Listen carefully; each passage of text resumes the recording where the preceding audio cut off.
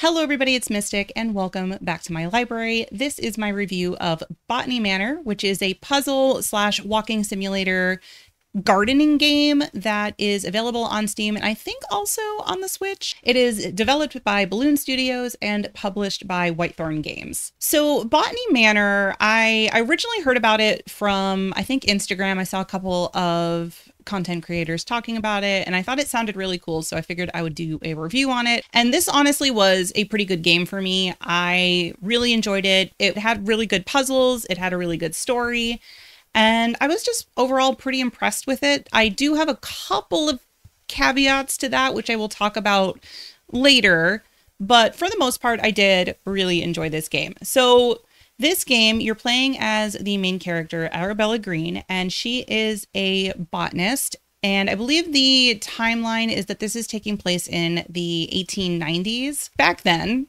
women were not really supposed to be pursuing any sort of scientific endeavors. It was considered silly for them to do that, which anyway, she is studying, basically she's studying plants on her own because patriarchy, and she's discovering all sorts of new and cool plants. And the way that you discover these plants in game is that you are solving puzzles. Honestly, the puzzle solving was fun. I actually really enjoyed the puzzle solving in this game.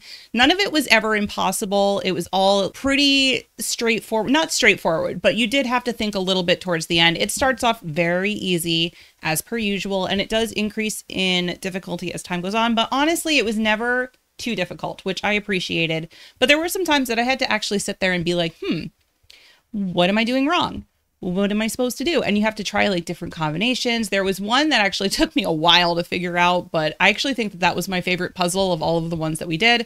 I'm not going to say which one because spoilers, but it is towards the end of the game, if that helps. So the thing that I liked about this, it feels like this game is a combination of three games that I really like.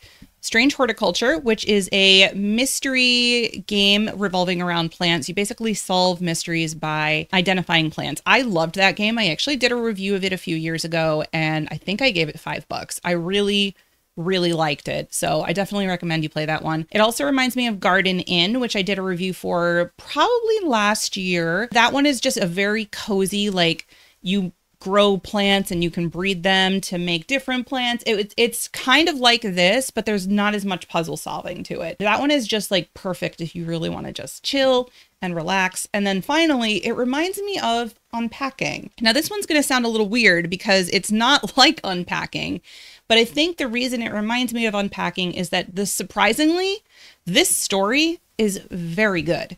And you're not going to really get all of the story unless you are exploring and looking around and trying different things. And it just reminded me of Unpacking because you do get a story in that game too, but you're not necessarily going to see all of it unless you try different ways of combining things and looking for things and exploring and stuff like that. And like, as I've mentioned several times, I love the Unpacking story. Botany Manor's was really good too. I honestly was surprised at how much I loved Botany Manor's story. I wasn't going into it thinking it was going to be like a super story-driven game. It really was. It was so good. And honestly, I think the story of this game is probably my biggest draw to it. It's also the biggest reason that I liked it so much. It was just very good. I loved the story of Arabella. I got to learn so much about her life. In the game, you're playing as her. I think she's in her 50s or 60s when you're playing her.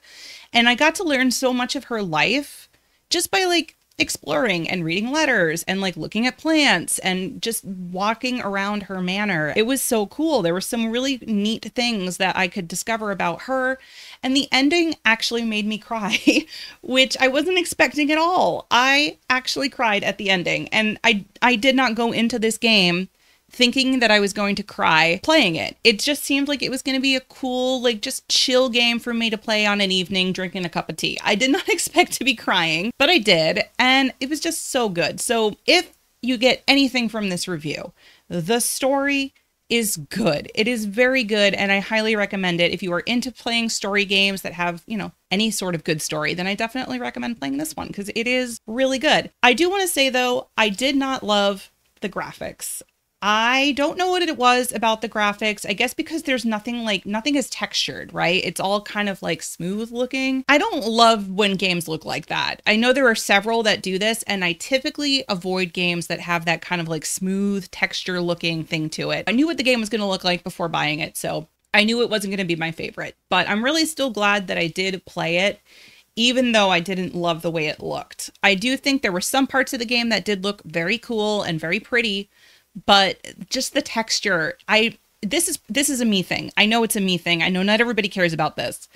I just don't like that smooth texture. I need it to have like more to it, you know? I think that is probably one thing that I didn't love about the game, is just that the visuals were not my favorite. Maybe they are yours. And, you know, if you don't mind the smooth texture of these kind of games, then totally just ignore me and don't worry about it. This is just a me thing, like I said. The music and the audio in this game is also very good. There's really not much. There's no voicing. It doesn't have any voicing at all, which is fine. You're going to be doing a lot of reading. Totally fine. If you're going to like stream this or do a let's play of it, just bear in mind, you're going to be reading a lot. There's a lot of like letters and books that you need to read to get more of the story. Music was great. Loved it. It was super chill, super cozy, perfect for this kind of game. Honestly, I don't really have any complaints about it. I really liked exploring the manor itself. There's a whole lot to it. I did not expect to have so much fun exploring this game as I did, because I'm not always a huge fan of the walking simulator kind of games. I find that they can be a little boring for me. I did not have that problem with this game. I guess because I was also like trying to solve puzzles and trying to find out more about these plants and more about Arabella as time went on. So I didn't really have that problem with this one. And honestly, you want to make sure you're exploring everything when you're going through this game, because like I said, you're not going to get all of the story unless you're exploring everything. So check out everything, find everything, do as much as you can, and also do all of the achievements. This is another game where I did all of the achievements for, and I'm really glad I did, because there's a bunch of different ones that you can do after the game is finished. It'll just, you know, add to your enjoyment. There was one that was probably a little bit more tedious than it needed to be, but the other ones were fine. So back to complaints. The one other complaint that I have about this game is that it is a little short for the price that you're paying for it. As of recording this game, the game retails for $24.99 US, and I finished it and got 100% achievements in 5.2 hours, according to Steam. That's pretty short for the amount of money you're going to be paying. I do feel like it was a bit overpriced, but I do think that if you were to get this on a sale, it would be worth it. I don't know that you should necessarily buy the game full price. And the only reason I say that is because it is short. There's really, like, I don't think I know anybody that's done this game in more than 7 hours.